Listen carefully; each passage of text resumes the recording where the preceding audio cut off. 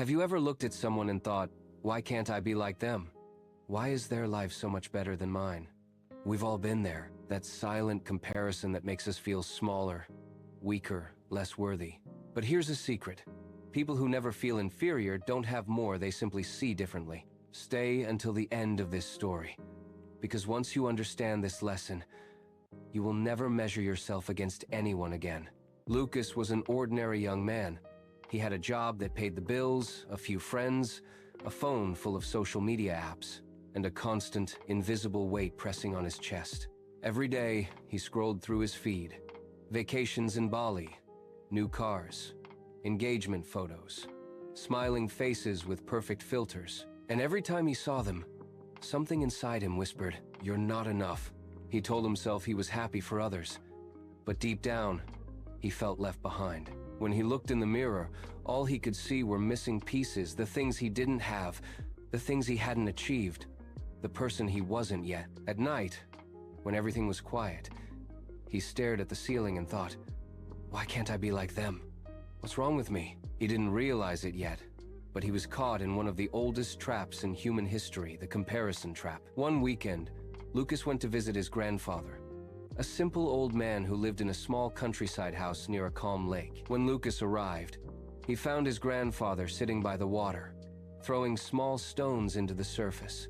Each stone created soft circles that spread outward, ripples that danced, touched each other, and then slowly disappeared.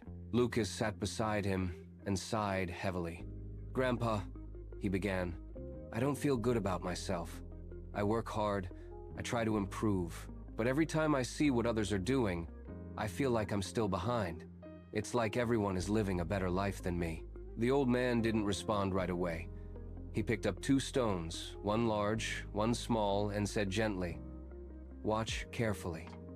He threw both stones into the lake. The big one made a louder splash, and the small one only a soft sound.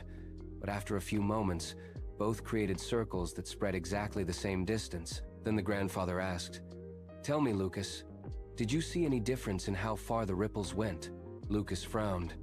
The big one was louder, but the ripples of both reached the same. The old man smiled.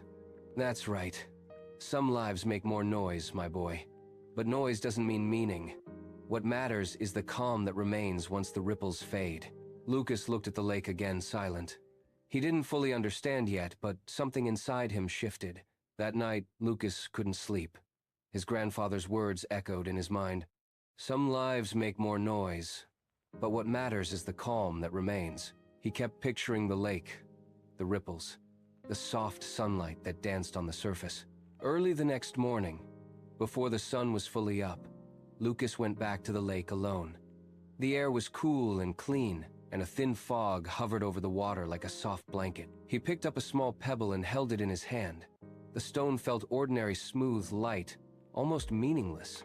But he realized that's exactly how he felt about himself, small and ordinary.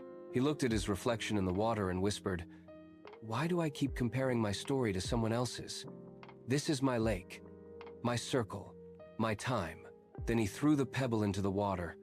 The sound was quiet, almost nothing.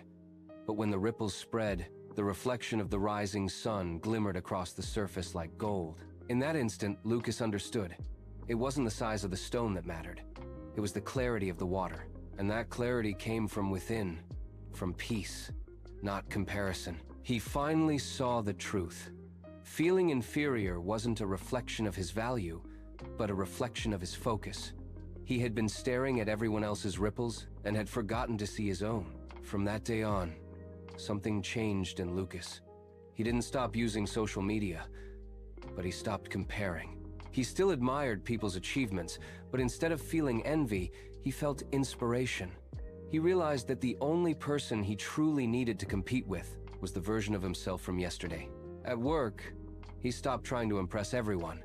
Instead, he focused on improving his craft one task at a time. He read more, learned new skills, and helped others without expecting recognition. Little by little, he started to feel lighter.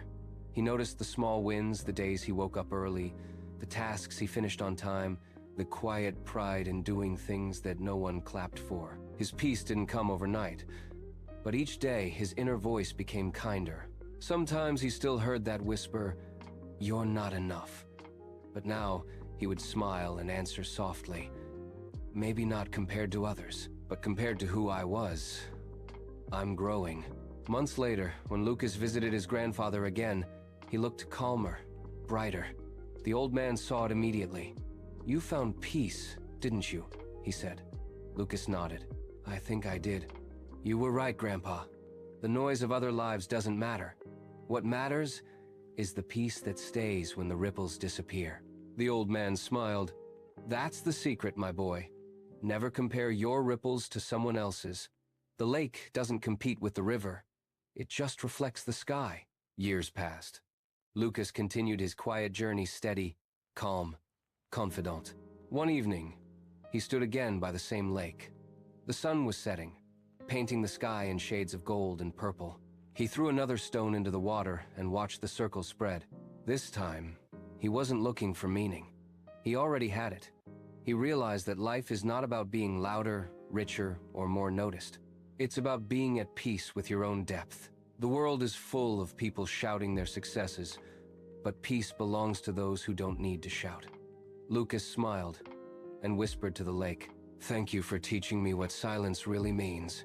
The water reflected his face, calm, centered, and complete. The moral of the story: never compare yourself to anyone else. The flower doesn't envy the tree, it simply blooms in its own time. The bird doesn't wish to swim like the fish, and the fish doesn't wish to fly like the bird.